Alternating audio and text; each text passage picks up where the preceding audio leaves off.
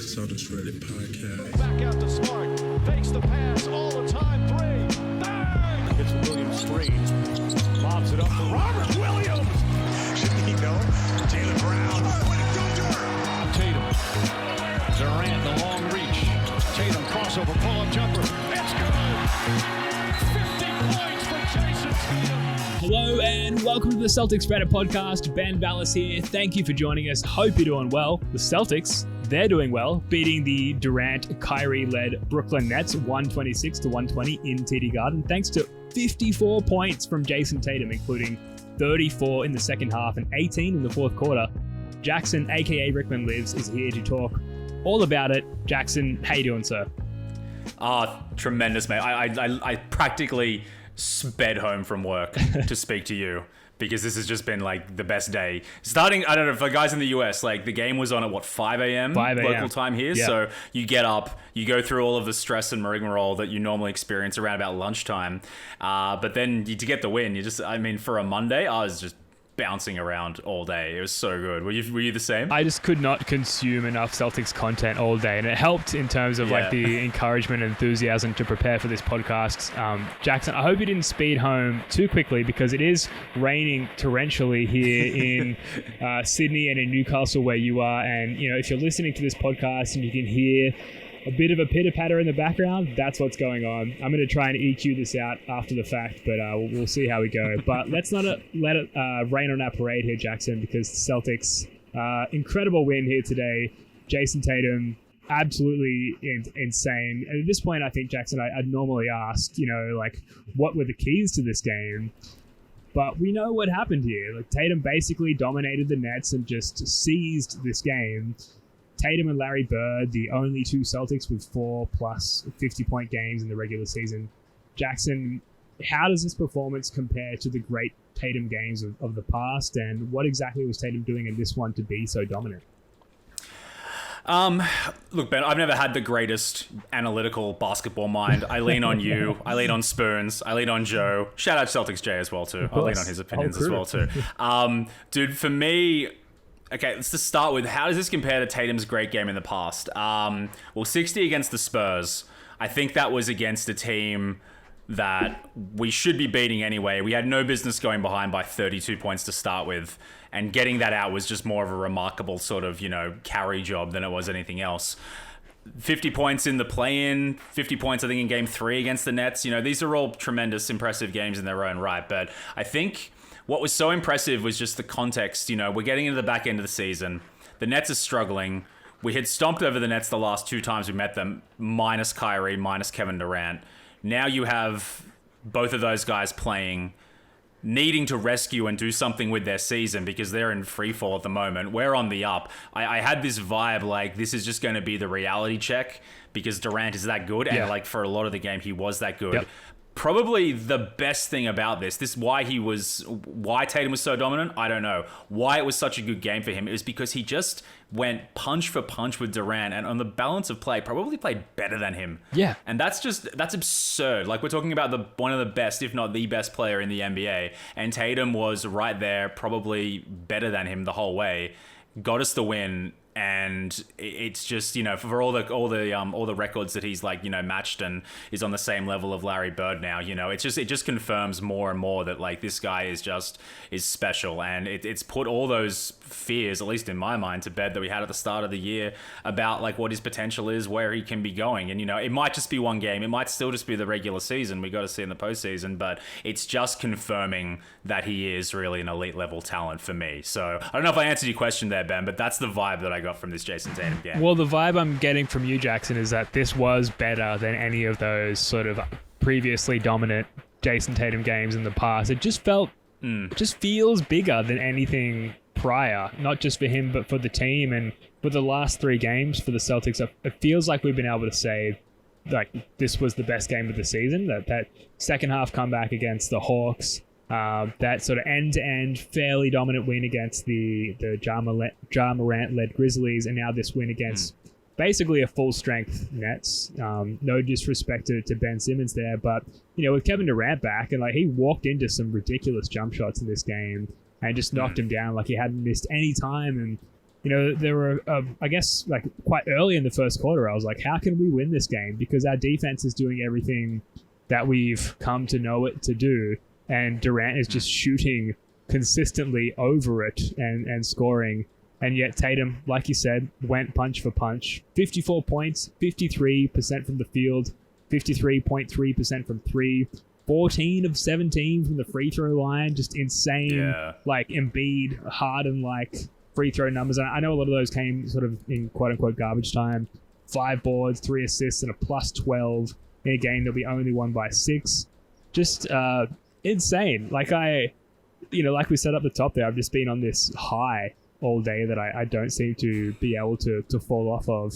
I want to give credit to KD, and this is from user 256DAC. They said, Kevin Durant is so good, he may be as good as Jayson Tatum one of these days. if he keeps working hard, saying his prayers, and taking his vitamins. So best of luck to you, Kevin Durant. It's a lot to live up to be as good as Jayson Tatum. Absolutely. But, you can hope. You can dream. But yeah, Tatum driving and getting to the bucket, putting pressure on the rim, hitting his 3, which opened up those sort of aforementioned aspects with the driving and getting to the bucket, drawing fouls, and also crazy good, fantastic individual defense on Durant on multiple possessions. And we saw a few guys go at Durant from the Celtics. He kind of got switched onto a few different defenders, and Tatum was as good defending Durant as he was attacking Durant or attacking the rest of the Nets. I don't know, what did you like from Tatum aside from his scoring, which is the obvious? What other aspects of his game sort of stood out to you?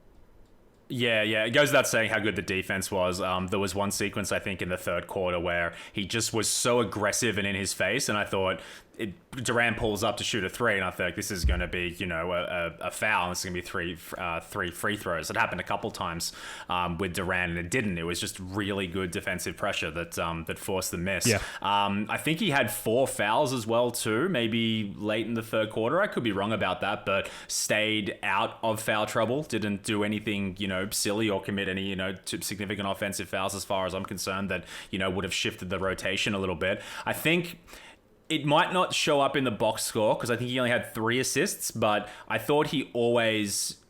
Well, I mean, not always, but I thought for the most part he was just making the right play. For sure. And sometimes the play was shooting 8 threes, which go in, or cutting to the basket and just tearing up the defense. But I mean, the dagger 3 from Jalen, like right at the end, that you would have thought like the last shot, the shot that's potentially the dagger, is going to the guy that had, I think, like 51 at the time. No, he kicks out to Smart. Smart then makes the better play to Jalen Brown. Jalen Brown fakes out Dragic, knocks it down. That's the game. But, you got to give credit to Tatum for that play as well, too. And I don't know if he does that earlier in the year, or certainly not like in the years beforehand. So, making the right play, taking your shots, having that big superstar energy vibe that he had, and doing it in a game against opposition that really matters. Like, yeah, I mean, probably just retreading old ground here, but it was so awesome to see. It was just such a complete and mesmerizing performance from Jayson Tatum. All-time good vibes game, I think, in recent memory at least. I think the last time I felt this good was when we won Game 7 against the Raptors in the bubble playoffs. Like, yeah. Right? Like, it just feels good to be a Celtics fan right now. And tomorrow we're going to wake up and all the national media attention is going to be there. It's going to be, I don't know, Richard Jefferson and everyone on ESPN and Zach Lowe talking about the Celtics as legitimate contenders, which I think, like, everyone now can make a legitimate case for that. And if you had told me that earlier in the season, like after we dropped that game to, was it the Raptors or the Rockets or something quite early on, even that first game against the Knicks, the Bing Bong Knicks, whatever happened to them in double overtime, the first game of the season, like I would have told you to, fuck off. Yeah. Like, we've come so far. Do you remember that game against the Clippers where we were 1 for 40 from 3 or something like that? Yeah. I was like, where did this team come from the ashes of that shambles? We got rid of Dennis Schroeder and did some voodoo, and all of a sudden, look at us. Like, right. We're up there. There must be some remarkable voodoo, right? Because this is just an insane turnaround. And we'll get to Udoka and his Coach of the Month award a little bit later. But we need to just hang on Tatum for a little bit because it was just such a good performance. And he was clutch. And not just at the end of the game. And Corrales likes to talk about how clutch is something that can occur not just in the last few minutes of the game. But early in the second, the Nets went up a couple of possessions worth of points. They suddenly back-to-back threes from Tatum, and then with the Nets, they went up 7 with about 4 minutes left in the second quarter. Tatum just clawed us to within 2 to end the half. Then the Nets go on an 11-0 run towards the end of the third quarter. And I don't know about you, Jackson, but all these times when the Nets go up by more than like a possession or two's worth of points, I'm like, okay, this is it. Like, it's Durant, it's Kyrie. Like, now we're playing a good team. Like, now we're going to lose. Like, there's no way. Like, we're starting to let go of the rope here. But Tatum goes on this epic run again in the final minute of the third quarter, scrapes us back to close out the third quarter. And then obviously the whole fourth quarter, but particularly the last 5 minutes, unstoppable, and just made the exact right play every single time. And it's a gift. Like, for myself, and I think most fans, you go into a game like this against a team like the Nets, against a guy like Durant, pretty much just thinking, like, I hope we win somehow. And then for the ensuing headline to be Tatum drops the Nets with 54 points. And all of the hype on NBA Reddit and ESPN and on this national stage, it's just super enjoyable. Like, it's so good. Like, you just got to lap it up, and who knows what's going to happen in the next game against the Hornets. Maybe Terry Rozier will drop like 70 on us and destroy us. So it's important that we pause and just soak this in, because with this game and the few games prior, like, this is... It feels like we're peaking here, and hopefully we can continue and raise what our potential peak is. But it just feels really good. Have you got any other sort of final thoughts on Tatum before we move on from that part of the game? I mean, there was some really pretty plays as well that he made as well too. I think the one that everyone's going to remember is when he had the dribble that was for all money going to be a turnover. Tyree was going to nick it off him, and he just somehow like gathers it back, jumps through, and then I'm going to call it like a posterizing layup on Nick Claxton. Claxton, he goes right into his body, lays it in, and then just knocks him to the ground, like stomps over the top of him. Like, if that was any kind of a dunk, that would have been like play of the year. I don't care what else has happened before or may come after it. It just would have been so epic. So that was amazing to see. There was also a sequence, I think, when he had a three, gave it to Rob Williams, faked out Kyrie, ran immediately to the corner three and knocked down a three and just bought himself all that time. Like, there was so many plays as well too that were just pretty to watch as well too. So I don't know. I feel if I keep talking about Jayson Tatum, like, I'm going to start calling my girlfriend Tatum instead of her name. Sorry, Aaron. I'm going to be calling out Jayson Tatum's name in my sleep tonight. That's where I'm at. It was such a good performance and such right there with you. Such an awakening, like, for everyone. And I was listening. I played basketball tonight. We lost, but it didn't matter. Not going to bring me down from my high. And I was driving home and listening to today's Bill Simmons pod. He's even talking praise about the Celtics, and he has this sort of like, I don't know, this situation where he feels like he can't talk about the Celtics, at least, from a positive standpoint, because like he's been painted with that Celtics homer brush for such a huge, portion of his career. Even he's now like hyping them up as a potential, contender, finals contender, whatever it may be. So it just feels like an awakening for not only the Celtics and their fans, but also sort of everyone on the fringes. You're right. It is an awakening. It feels like, he's had a lot of good games so far this season, but this is like the statement game. I feel like every year he has like a statement game. Like, there was the Clippers game, I think a couple years ago. We're going up against Kawhi and Paul George. Last year, obviously, there was the Spurs game, if you could call that a statement game. Maybe the play-in was that, but this is the thing. I think figure it's come right at this time of the season, going into the playoffs with all the momentum that we've got on a national TV against Kyrie and Kevin Durant to do that. Like, you can't ignore him anymore. Yeah, absolutely. Everything that he did within 3 minutes and 30 seconds left in this game was completely perfect and impeccable. Like, we went up by 8 with 6 minutes to go, and after that, like, he got a little bit carried away for a second, but you can't blame him at that point. Like, he took a couple of bad shots. I think at one point he took a pull-up with like 4 hands, 2 different defenders like right in front of his face. He took another out-of-rhythm 3. Again, you can't blame him based on the game that he had. Brooklyn came back, within that margin of time to lead by 1 with just under 3 minutes and 10 seconds to go. Then Tatum gets to the line, puts us back up by 1. After that comes probably the best play of the game. You mentioned it earlier, Jackson, in transition. Tatum gets the ball on the right wing, splits this double team of Bruce Brown and Kyrie Irving, and then like crosses back out of the double team that he just split his way through. It was crazy. I've never seen anything like it. And then just takes it right to the teeth of Nick Claxton, finishes for 2, just screams at the crowd, screams at the referee. And then he has, Kyrie posted up on the next possession. And, he's so hot at that point. He's taken a few bad shots, like I mentioned, but he passes out of that double team to a wide open Marcus Smart, who, unfortunately airballs the 3, but it was the right play to make. And then coming down back on defense in transition, he's like patting Marcus Smart on the head, like, it's all right, mate. Like, you made the right shot. It's all good. Like, we're going to win this together. And just that leadership, that presence of mind. And this is a guy we were talking about, on the podcast earlier this season. Like, who can he be? Is he capable of being who we need him to be? Nothing else matters if he doesn't, raise himself to those expectations. And now, like, I feel like he's exceeded them. Like, it's incredible. Am I overreacting to 1 or 2 games, or are you there with me? I don't think so. I don't think so, because we've tentatively known what he's capable of or what his potential is for a while. I think we second guess ourselves a lot, particularly the first half of the season, because you look at the performances, you look at his performances, and you're like, well, this isn't what a potential MVP candidate should be doing. But, to be turning on it now at this time of the year, like, as it's getting serious, as like momentum is going to be really important going into the playoffs, like, you couldn't be asking for anything more. And I think maybe it's too, even if he continues this kind of tear, like, for the rest of the year, I think it's probably too late to get involved in, the MVP discussion or things like that. But it's just a reminder that he is who I think we all tentatively believe he can be.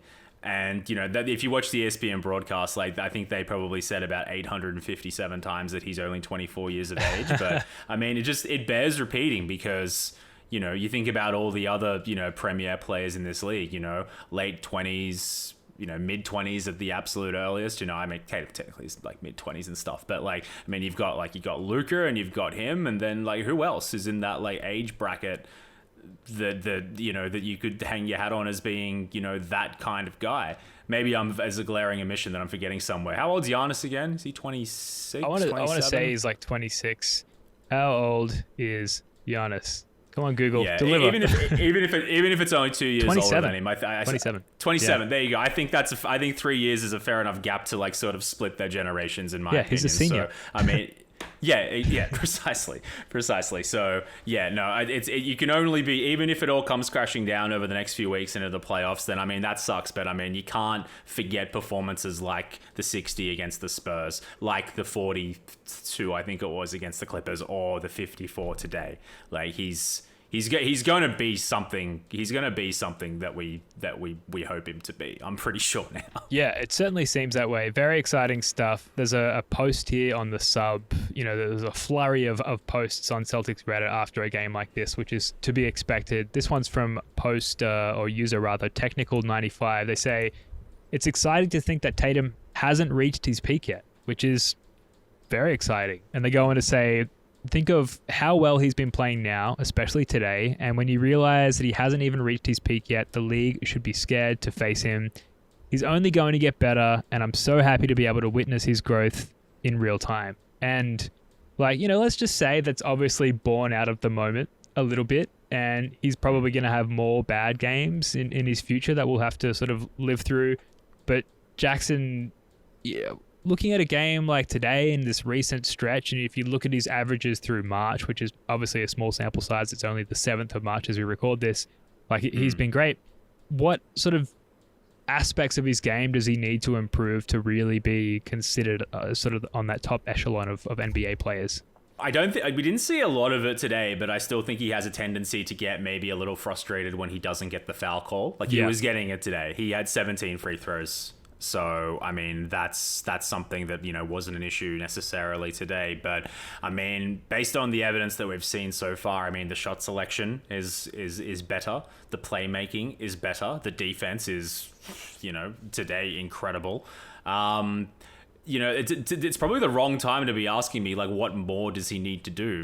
And he coming off of something like that too. I think we're going to get to the Kyrie stuff a little bit later, but I was a tiny bit disappointed to see him shushing the crowd when they were getting into it. Maybe you and I disagree on that. I know he was doing it because he was like, guys, Jalen Brown is trying to shoot free throws to put this game away. So let's not get involved into that. I would have preferred it if he was just like, just kind of like started laughing and didn't like doing that and stuff. But that's the personal opinion. Maybe if he was just like a more unashamed, like the same way that Marcus Smart is, like, just absolutely no question about it, will die for Boston and the Celtics. I don't feel I get that from him, but like, hey, you don't need him to be that guy. You need him to go out and get 54 against the Nets and do all the things that he's doing. And there's no reason to think that he's unhappy or whatever. It feels very much like he's his team. So I'm convinced he's here for the long haul. If he just keeps doing what he's doing and he grows, just the way that he's doing, and he becomes more of that leader, matures, then there's nothing more I could really ask for him at this point in time. Did you see that he wore a t-shirt comprised of like pictures of Celtics legends walking into the game? As if the vibes weren't good enough. Yeah. Amazing. He needs to be wearing that shirt like every day for every playoffs game. I think. Just get the tattoo. Yeah. You don't have to waste time with the shirt. Just walk in shirtless every day. Same great image. Eventually tattoo yourself next to the legends once you won a couple of titles with the Celtics.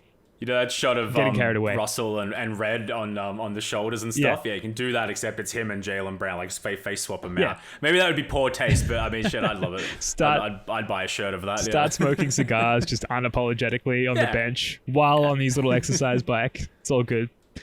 Absolutely. So good. So last 10 games for Jayson Tatum, 32 points, averaging obviously 7 boards, 5 assists, 8.5 free throw attempts.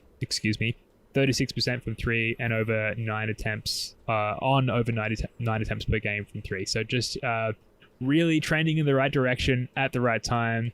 Shouldn't feel like a surprise to us at this point, Jackson. We should know after the All-Star break is when Tatum sort of makes his ascension.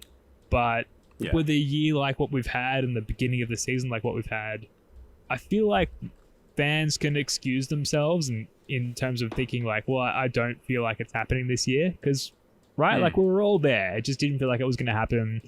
Like we were even going to get into the playoffs, let alone the play-in. And now it's like we might make the finals. Crazy. I think 2 months ago, you, Joe, and myself sat here, and I think we were having a genuine, dead serious conversation about, should we be tanking right now? Yeah. It's probably the right thing to do. Yes. Let's do that. So, look, as much as I can't stand doomer naysayers, to pretend that everything we went through from October through to December wasn't putrid and, just depressing is just a flat out lie, okay? The nature of the NBA and the nature of supporting any sports team in general is that sometimes it's just going to do this. Sometimes you just flatline and it's terrible the whole way, okay? That happens. Sometimes you're spoiled and everything's brilliant. Sometimes it's just a bit of both. So to say that, we thought Tatum wasn't going to have this kind of performance, so we weren't going to be in the position, in November. That doesn't mean you were wrong then. It just means what we're witnessing is a really, really special turnaround. And I think a really special turnaround, you can obviously attribute that to the coaching staff. You can attribute that to the likes of Marcus Smart, Jaylen Brown, Al Horford, et cetera, the acquisition of Derek White. And you can also attribute it to, the maturity and the budding superstarness of Jayson Tatum. And I think regardless of what ends up happening this season, I think we're comfortably, I wouldn't say, God, I don't want to jinx it yet. I still have that twinge of paranoia. I think we're comfortably out, avoiding that play-in game. I think we're going to make the playoffs. So regardless of what happens in the playoffs, I think we can look at this season as it's like we earned this feeling here. We went through a lot of shit and we came to a point where it feels sweeter and it almost feels like a bonus from here, whatever happens. But having said that, I'll still be devastated and I'll still start doubting the future if we go out in the first round or we don't make serious noise. But you feel like that's unlikely. You feel like, where it's going to be like second round or East Finals, for us at the moment, based on the way that we're playing. Yeah, I managed to convince a friend of mine today that Celtics fans deserve this. And he was like, what do you mean? 17 titles, And I'm like, one title in my lifetime. Yeah, one since been alive. Several deceased players. Injuries out the wazoo. Gordon Hayward's injury. Like, I don't want to sound insensitive here, but may as well have been another fatality. Like, as far as the team's makeup was concerned, like it was, and so like we do deserve this, right? Like, so it's, I don't know. I don't quite know how to quantify it. Obviously, I'm excited, but just the emphasis on just enjoying it for what it is, and the trajectory ahead of us seems very promising. Not for the first time, but certainly right now, it's something that we should bask in, which we certainly are, Jackson. Yeah. I think we've done it organically too. We haven't made the superstar trade. We haven't had a bunch of superstars come and play for our team or whatnot. It's a rookie GM, a rookie coach with players that we have drafted for the most part ourselves, and we've built a squad from what was a gigantic pile of shit into something that now threatens to be a banner. So I mean, regardless of what happens, this is just a great feeling to have right now. Zooming out a bit. What did the team do holistically to win this one? Obviously there are other contributors to this victory. What was the game plan? The defense has been rightfully getting a lot of praise, Jackson, but the Nets dropped 120 points on us. So what was the focus for the Celtics in pulling this one out? I still think you can play good defense and give up a lot of points.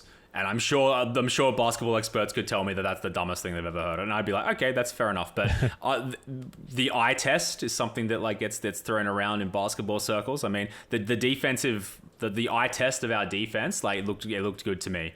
But we weren't giving up wide open shots. Kevin Durant's going to do what Kevin Durant does. You know what I mean? Kyrie Irving, I don't think he was terrible, to be honest. Everyone's like, I had an awful game. I don't think he was that bad. I just don't think he was, anywhere near the level that he can be, which we know from, we've been on both sides of that. I think what the positives came is someone like a Seth Curry, could have easily had like 8 threes against us. And he has, with the Sixers before. Yeah, absolutely. And what do you have? 8 points, took 6 shots.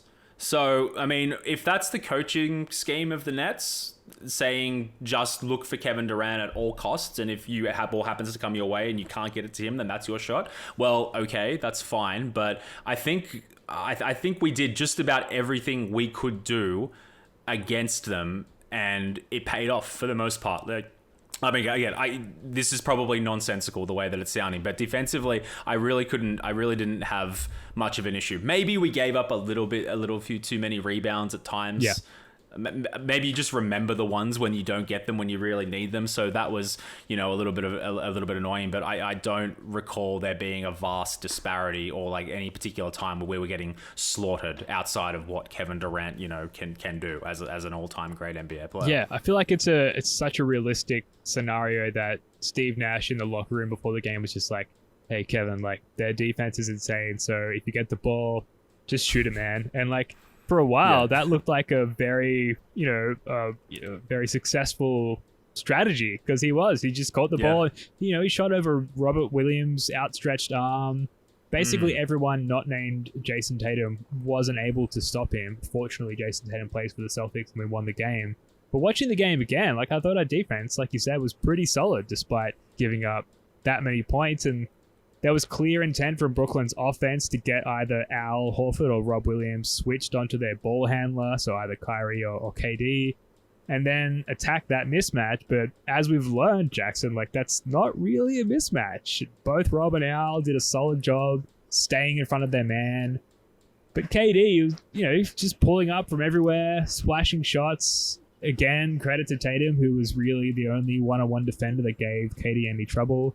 Our double teams on KD were pretty effective. He had 7 turnovers at the end of the game, which was a stat that I was surprised to see. I didn't think he was that bad passing out of those doubles, but it turns out that was a pretty effective strategy. And on the other side of the ball, our offense was clearly looking to go at Kyrie Irving and at Seth Curry, and there was some early intent to rack up some fouls on KD. I thought JT had a really good play early in the game where he got the ball going downhill and there was Jalen Brown and Grant Williams so open on either corner, and he had those passing lanes. And from what we've learned from JT, he had to have seen them, but he had a KD in front of him with his arms up, and rather than make those passes, knowing that would be KD's second foul, he just like dived into him or dove into him or whatever you want to call it, and drew the second foul and like made that decision in like half a second, which is insane.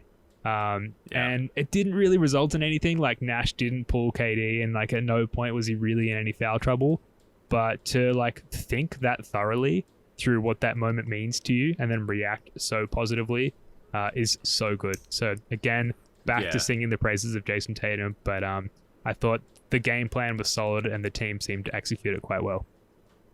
Yeah, it may not have happened against Durant today, but it might happen against, Embiid, in the playoffs, or a Harden, or, take any other star player who's going to try and guard Jayson Tatum. If that's the mindset, and if that's the defensive scheme, and that's like the execution, or that's the mindset that we have, and we keep doing that, then that's the right play as far as I'm concerned. So yeah, no, it was, like I said, just because you give up 120 points doesn't mean the defense is bad. You score 130 points by taking bad shots that just happen to go in. That doesn't mean you have good offense. Yeah. So I think that was one of those situations where, despite the score line, I think we all know that was a good defensive display. Sure. Shot making was definitely a factor. The Celtics made 17 threes versus Brooklyn's 12. 21 fast break points for the Celtics, but the drive and dish game was solid. 25 team assists, which seems low. Like rewatching the game, it felt like the ball movement was a lot more solid than that and would manifest more assists than that. But, they had several more assists than the Nets. And just the late game D on Durant, just swarming him, trapping him, getting the ball out of his hands and forcing some of those turnovers and forcing other incompetent players like Kyrie Irving to try and win the game. Amen. So good to see. So good. And who knows what the addition of Ben Simmons will do to that roster. Yeah. It's certainly not any outside shooting. I don't know, Jackson, if you saw the clip of notable Australian Ben Simmons like getting some shots up, some one-handed like Ben Simmons shoots at practice volume number 7,000. Yeah. And like this that. was not a good addition to that series. It was bad. No. Before we move on, we've kind of touched on it. I've got two notes here, Jackson, that you've hit on. So I'm curious to hear if you've got anything else. It wasn't the perfect game for the Celtics. Are there any sort of negative aspects or takeaways from the game plan or execution that come to mind? The two things I can think of, and one is not really a team thing. I thought it was Derek White's worst game, probably. Rather ineffective. Again, probably not required when you've got, the type of game that Tatum is having. We were up 8 with about 5 minutes to go, I think. And then it was like a blink of an eye and we were down 1. Yeah. You do that at your peril. The energy may be different. You may now get in situations like that where we can arrest that. Tatum, goes to the line. We start to, wrestle the momentum back a little bit. That's wonderful to see. But, it being up 8 points against like a pretty talented and serious opponent in a game that matters, and then you give up like a 9-0 run, like in the clutch, basically, that's bad news. Hey, so, and I think we missed 9 free throws. I think Tatum didn't Tatum miss his first 2 free throws on like that on those 3 that he had to begin with? Yeah, Daniel Tice missed a bunch as well. When I saw that, I was like, this is going to be a shit game. And yeah, Tice I think missed like 150 of them, but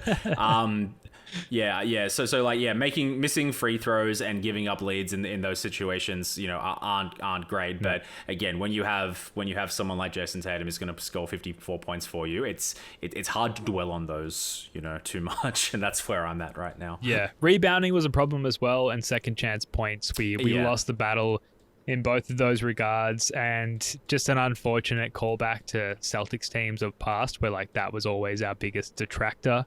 But, back in those days, we didn't have Jayson Tatum. So, I guess those are problems we can solve now. There were some other... Actually, complaining to the refs, Jackson, you mentioned that. But for all of the times that Tatum stops and complains to the ref and then gives up a 4-on-5 advantage at the other end, that just seems like such a solvable problem. But Tatum, we've talked about it ad nauseum. He's climbed the mountain of all of his detractors and all of his issues so far in his career, and he's really made, strides in every aspect of his game. Surely stopping and complaining to the refs rather than getting back on defense is like the most easily solved issue. Just don't do that. Just get back on defense. You didn't get the call. They're not going to stop the game because you throw your arms up in the air. There's a game going on. Meanwhile, just get back on defense. I really want to see that improvement from him, because it's very, very frustrating to see him continually give up the advantage to the other team. The thing that sucks the most about that, though, is that there are so many players out there who do winch the refs, who do get the call. Yeah. So I see where he's not. I don't know. He's not consciously doing it. And what do I mean by that? He's probably done it his whole life, and he's probably gotten those superstar calls as he's obviously the best kid at his school, his high school, college, etc., etc. So you probably are catered to some degree to getting those calls, particularly if you're but what the fuck was that? Yeah. Oh yeah, of course, you're the best guy here. Of course, if you missed the layup and then you must have gotten fouled. So yeah, I'm with you that it should be something that's easily solvable, but it's probably been in him for a while, which sucks. So I hope he goes more of the route where, he does start to, stomp that out, rather than, your likes of, the LeBrons or the Hardens or even the Luka Doncic's, you know what I mean? Those guys are constantly bitching at the refs, and I think for the most part it works out for them. So if there's anything that, if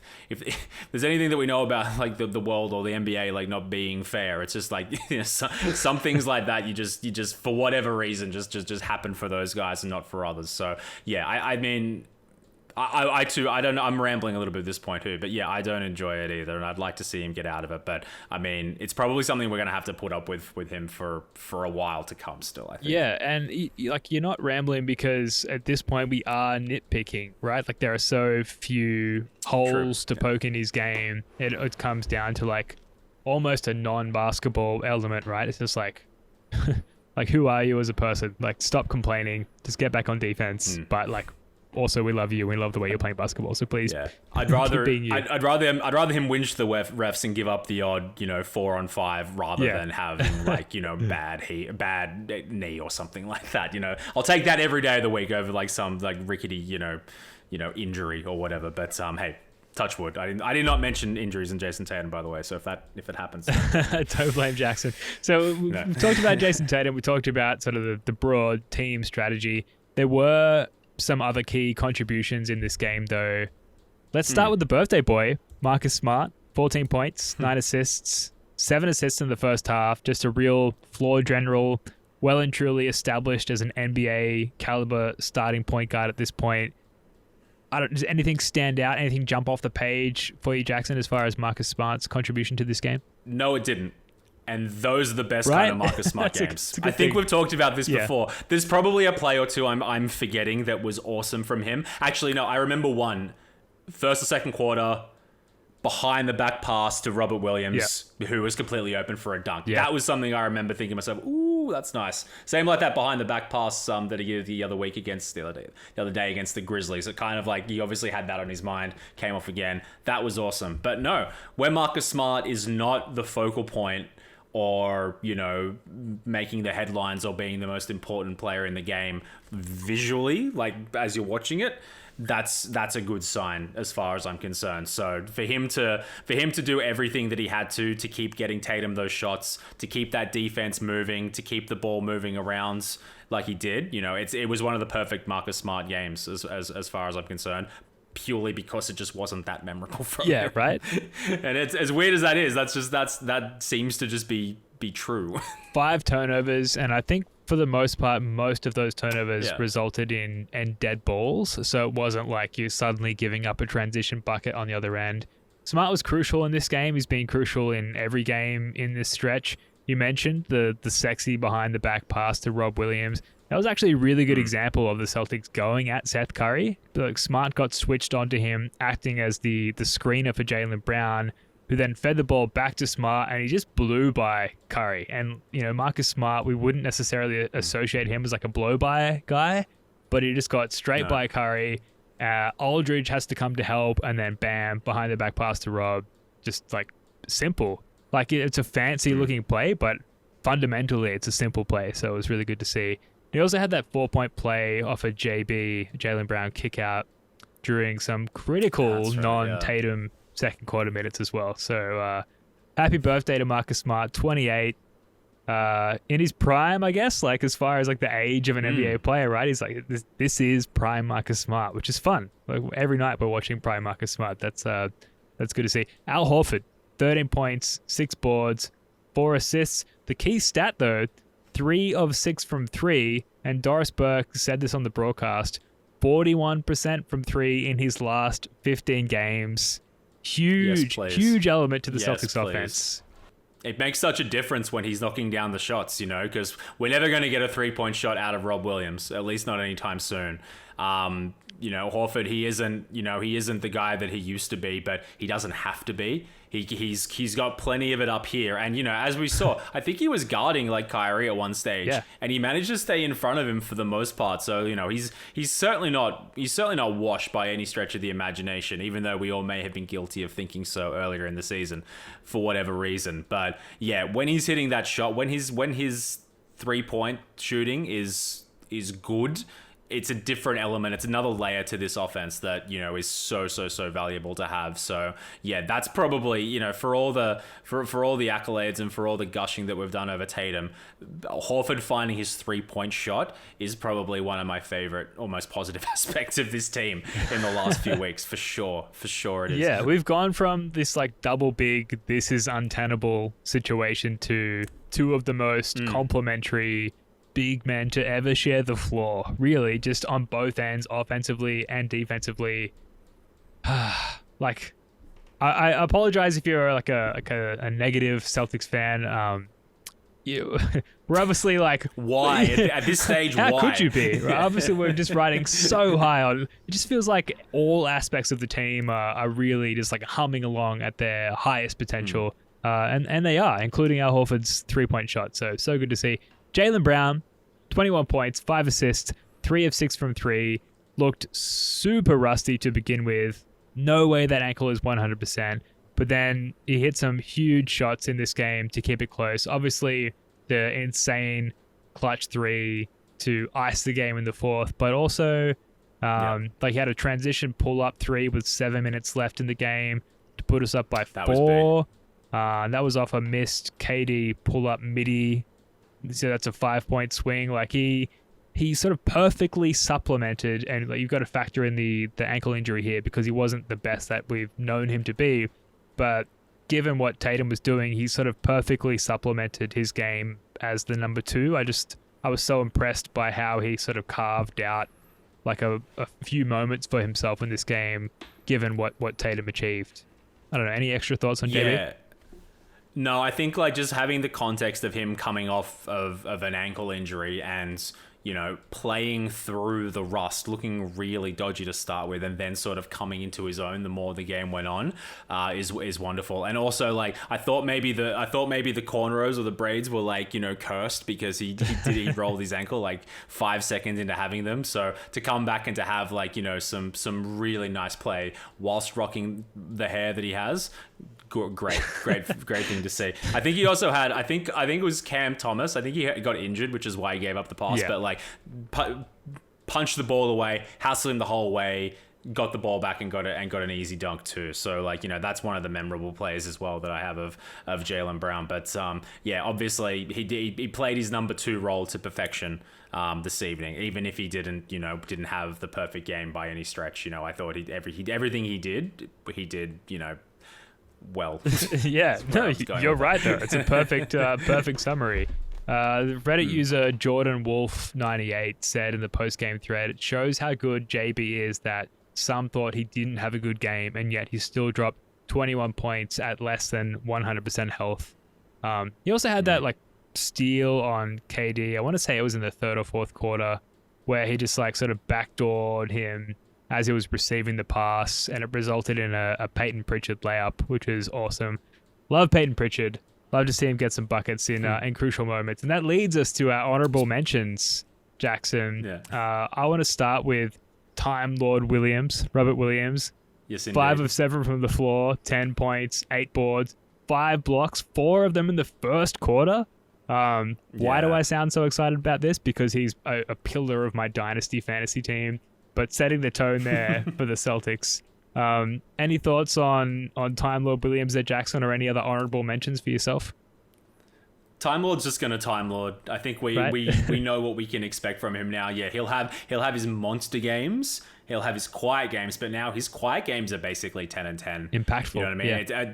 If you want easy money, bet $10 on Rob Williams to score the first basket pretty much every Celtics game. You're gonna get more of them than you don't. I would say guaranteed money. That's more of a guarantee than any other bet you could ever make. Shit. Enes Kanter was getting them 2 years ago. We love to just go to the bigs to start with. And when you have, Robert Williams and his skill set as opposed to an Enes Kanter, oh, good Lord. Yeah, it's going to happen. So, yeah, no, I'm with you there on Time Lord. You did mention Payton Pritchard. Again, didn't have much to do, but he was playing in the fourth quarter. You know what I mean? I think we've mentioned that Derek White wasn't having the greatest game before, and I think Udoka recognized it, and for whatever the plan was, or whether Peyton showed enough to warrant keeping himself in there. I thought he did what he had to do well. Hit a big 3, I think, in the fourth quarter as well too. Early Huge on, 3. I think there was one sequence as well. Yeah, there's one sequence as well where I think Kyrie had the ball, and Kyrie thought, "Oh, sweet, I'm gonna just eat this little white dude up for breakfast," and Peyton just stayed with him the whole way, and he forced, I think it was a pass to Bruce Brown, who was completely wide open, and he just airballed a layup. I don't know if that was the same play, but I remember the sequence of Kyrie running baseline and having to kick it out, and I'm pretty sure it resulted in us getting the ball back. So, little things like that. It's great to see Peyton involved. Yeah, man, I loved everyone's performances tonight, but I feel being solid without being spectacular was the name of the game for most guys. And everyone just did what they had to do. Yeah, solid team win. On Payton Pritchard, though, there's a user Z or Z for our Antipodean folks, Z Money 743, who said, "Has anyone else noticed Pritchard's improvement on defense?" And they go on to say, "Was it just me who thinks that he's a solid defender now? He's obviously small, but he's got good fundamentals and a solid IQ. And the most important part is his hustle and intensity. Full court pressed every second he was in the game." And to add to that, he had one play where he disrupted an entry pass to, I want to say, Goran Dragic. Not so much an entry pass, but a cut, and Payton Pritchard followed him perfectly and disrupted it. And that resulted in a turnover and a Tatum 3 in transition. And then he stole the ball, straight up from Kyrie Irving, who, like you said, was I'm going to own this guy. This is in the fourth quarter in a close game. And stole the ball. He also hit that crucial 3 in the fourth, like you said, to keep us in it. That's just solid minutes, and the spacing that Pritchard allows us in lieu of Dennis Schroeder is just insane. It's such a nice turn of the season, and I'm so happy as a fan of, obviously, someone who's been following Pritchard since he was drafted, that Pritchard is part of this journey of success, and part of the turnaround, and a key contributor. That's just really good to see. Grant Williams, not the best shooting game. Didn't, I don't know the right metaphor here, but I want to say didn't submit a lot of TPS reports from the corner office, right? But just yeah, he had a day in lieu. Yeah. Just taking an Chuck audio. Tasicki, yeah. But he was solid defensively, and major props. Firstly, for rocking up to the game in a robe as tribute to Marcus Smart and his birthday. Yes. Play of the game. Yeah, play of the game before it even started. And secondly, for not being afraid to talk some serious shit to KD. There was multiple instances where he was just talking his shit and didn't necessarily bother KD, but the fact that he was talking his shit, I don't know, I respect that. I feel like Hansel and Zoolander now, who's Sting, the fact that he's making music, I respect that. You got to give props to Grant Williams, who's relatively nobody in the world of that Kevin Durant is living in, and yet just constantly talk shit the whole game. Shooting a better percentage from 3 from Kevin Durant. There you go. That's what I'd be telling him. That's what I'd be saying if I was Grant Williams, and I think he knows it too. So Absolutely. No, you talk your shit, Grant. Yeah, no. If you're not gonna knock down corner threes, and just get lippy. He finds ways to contribute. Daniel Tice played a solid 10 minutes in this game, plus 11, good for second on the Celtics behind Jayson Tatum. No field goal attempts and shot 8 free throws, unfortunately, missing 5 of them. But the effort to get to the line and like to sort of like, I don't know, like take the Cantor role further than like what we've known it to be in the several Cantor stints on this team so far. I walked away feeling impressed from Tice. Maybe it's rose-colored glasses because of the win, but I just felt like he's a third-string center, and despite missing many free throws and taking no field goals, like still pretty reliable, pretty solid. What do you think? Well, he's such an upgrade over Enos Freedom and the garbage time Bruno Fernando, and it's sentimentality. He was here for some of the fondest memories that I have of a Celtics fan, and now he's back too. He also had one of his signature seals. It wasn't that dominant, but It was on Kyrie, actually. Yeah. Tatum's driving to the basket, and he just sticks his shoulder out ever so slightly. And I don't think Kyrie wanted a bar of that contest anyway, but I just enough to sort of make him go, whatever. And then, that ended up being Tatum's, I think, 45th point or something like that. So, he finds a way to make himself useful. And, even if he's, pass at the free throw line, then, hey, he's getting to the free throw line.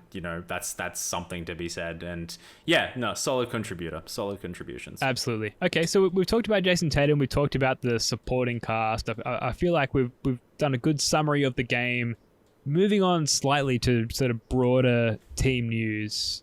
Jackson, what's the bigger news item out of these two? The Celtics signed Nick Stauskas, or Source Castillo, I should say, to a 2-year deal. And also, Ime Udoka, Coach of the Month for February, 9 of 2 in the month of February, and the team had a 101.4 defensive rating in that time, which is absolutely insane. Of those two news items, which is the standout one for you? It's not as obvious as I probably thought it would be to start with. I really think the acquisition of Stauskas, particularly if he's like any semblance of himself in the G League over the last, couple games where he had like 100 points in a game or whatever it was, some Wilt Chamberlain shit. I think that's going to be super important going forward. He's probably not going to crack the rotation immediately, but I mean, if he's another like reliable 3-point shooter, then I mean, that's just another weapon that we can have at our disposal. And I think we can probably use all the shooting that we can get our hands on at the moment. I think that's going to be low-key a really, really cool move. But despite that, I still think you got to go with Udoka. And I think because we talked about it earlier, the journey that we've been on through this season, like the lows of the low when we were in late November, shooting 1 of 40 against the Clippers and losing to the Minnesota G League team. I think, I don't like to say I told you so, but I think I maintain for most of the time I've been on this podcast through that season, I still think it's too early to judge him. Even when he was shit, even when we were terrible, I still think it's a little bit hot to kind of go off on a rookie coach this early. But I was definitely wavering. I was definitely like, there's a point where you can't sort of give him the benefit of the doubt anymore. You've got to be critical. How could you not? Danger Cart went on like a late night rant about how bad he was at one stage, and I'm like, yeah, this is probably accurate. But I mean, the guy found a rotation that he trusted, that worked, probably did other stuff, probably been working behind the scenes the whole time. Very short rotation, let's be fair. A very short rotation that's probably going to burn out and like bite us in the ass in the future. But again, he's a rookie head coach. I think he recognized what the problem was, said, this is how we fix that, and I don't think there's any other way to do this. And for whatever reason, be it coincidence or be it by his own doing, the team bought into that or started playing what they needed to, and winning coach of the year, we could win coach of the year depending on how we go. Yeah. Winning coach of the month is just utter vindication, I think, of the work that he's been putting in, because I think everyone is lining up to confess their sins and say, I'm sorry, Saint Ime, please forgive me. I'm not quite doing that because I was with him the whole time. I am doing that. I was not with him, and I am fine. apologizing. That's totally cool. No worries at all. But yeah, no, Ime winning coach of the month, fully deserved, and it's just a great for him to have on a personal level, not just as a holistic picture of where the Celtics are and how well we're playing at the moment, because he deserves props based on just the effort that he's done to turn this sinking ship of shit into something that we now believe to be almost a contender. You know what I mean? It's absolutely a contender. And you're right, that is the more major news item. If it were the Source Castillo signing, then he would have played today, which he didn't. So at best he's got like an Aaron Nesmith, slice of the rotation, which, as we know, does not get much of a playing part in important games. So, nope. But he's obviously hot from three in the G League. Aaron Nesmith was very hot from three in college. Can either of them be impactful from three in the big leagues, in the NBA? Hopefully one of them will come through, because we certainly need it. And with Jayson Tatum making the plays that he has been, with Marcus Smart becoming this like Dennis Johnson elite point guard who doesn't shoot and just makes plays, we need guys who can catch and shoot and knock down 3-point jumpers. So good signing and great nickname. I think another good thing to touch on, Jackson, is what remaining questions are there for the Celtics, because throughout the season it feels like they've answered the majority of them. Are there any sort of standout glaring questions that remain for you that you still doubt about this team? I wouldn't say anything's glaring at this stage. I think just given, well, I don't want to harp on about, how bad we were versus how good we are now. I think turning that around says a lot about a team's character and a lot about a team's ability, but there's still this niggling feeling that we might just be riding, a wave of momentum that could eventually run out. Like, do I think we can honestly go toe for toe with someone, with a team that's got Joel Embiid and James Harden playing at their peak? I don't know. I don't know. I don't have that level of confidence yet. So I still have doubts about our ability to match up talent for talent with some teams. Yeah. But we have a lot of playoff experience that I think will go sort of unrecognized or underappreciated by some, and I don't think that can be. I think that's going to be very important for us going forward. So, I mean, all that's really left for me to see is, can Ime's rotations, sustain themselves? Are we playing too many guys, too many minutes, too much now? Is there going to be gas left in the tank at the end of the season? I don't know. That's probably the one thing that I'm thinking of. But again, probably the worst time to ask me, how critical can I be of this team after a performance like that? So I would probably go with like the rotations if I have to. To wrap up here, what was the worst look for all involved overall? The Kyrie Sucks chant or the Big Baby sneaking into someone's seats? And we've got the clip here of Big Baby, which we're going to run now. Third personal foul. Oh, these are seats? All right. We've all been there. Would you let Glenn Davis have your seat? The crazy thing is, like, I mean, I don't know if I don't seem to know where to go. Like, he's not like, I snuck ahead one row. Like, he's like, is someone else going to offer me a seat? Like, it just seems crazy. Like, he's got a huge... I feel like that's him playing dumb. It's like, oh, these your seats? Oh, by the way, I'm Glenn Davis, championship winning basketball Boston Celtics member. You mind if I sit here? It's like, no, these are my seats. Oh, okay. Yeah. I'll just go to the back. You might remember me from 2008. But yeah, that was a pretty bad look. But I thought the Kyrie Sucks chance was pretty funny. Pretty bad as well. In that, it was while I think Jalen Brown was shooting some free throws, and there were things to celebrate, through chant or whatever your thing is. And to chant about Kyrie Irving at that point just seemed, I don't know, distasteful. So what did you think out of those two was the worst look? Ben, you've always been the more mature adult in the virtual podcast room, so I'm allowed you to continue to have that title. I love the Kyrie Sucks chants. I mean, yeah, okay, Jalen Brown's shooting potential free throws, but I think everyone realized the game was over by then. There hadn't been a Kyrie Sucks chant so far. There's a lot of booing, but I mean, here's the thing. The guy stomped all over the Celtics logo about 8 months ago.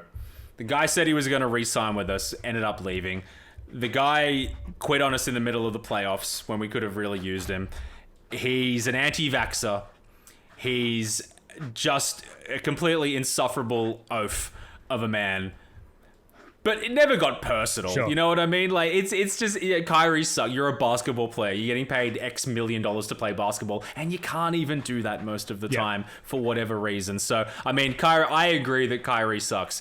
If they were like throwing bottles at him or someone run on tried to punch him, that's thuggish. You don't want a bar of that. And it's always better to be the bigger man and like probably just celebrate the win rather than shit on Kyrie Irving. But I mean, no. I mean, if it's petty and it's childish to rub it in the face of someone like that, then sign me up. The Glenn Davis was the way worse. I agree.